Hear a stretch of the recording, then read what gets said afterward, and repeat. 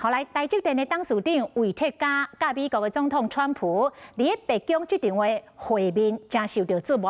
这个魏铁嘉要就台讲话进前，搁早事先准备的纸条啊，讲伊有淡薄仔紧张。川普发言的时阵，嘛不时扭一个手腕，看会出来比平常时搁较慎重。川普伫个会面一开始，就学了魏铁嘉，讲魏铁嘉确实是一位传奇。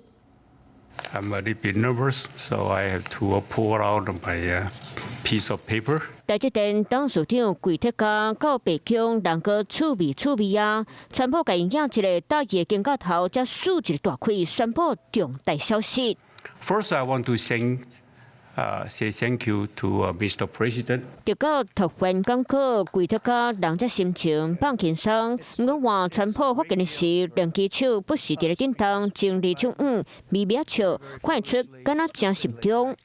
You would say, "Wow, he's a legend," but he is a legend, and it's an honor to be with you. Very great honor. Thank you. 讲话会互人听到飞机啊顶跋落来，北京主人含传奇两字拢讲出嘴。When Apple now is going to start building all of their plants here, all because of what we've done in terms of. It's not because he likes me or they like me. They don't probably like me at all. I don't know. I think he likes me a little bit at least.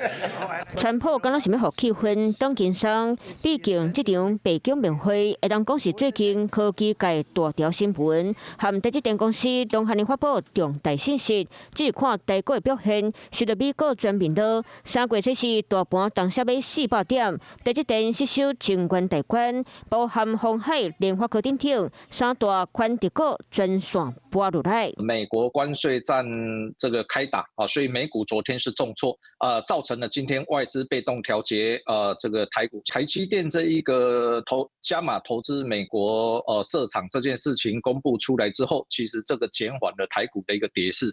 就算产业界个团利多，不过分析师提醒，现主时无定就是上好进场的时机，上少大盘爱三天无落底，市场的反应还阁继续观察。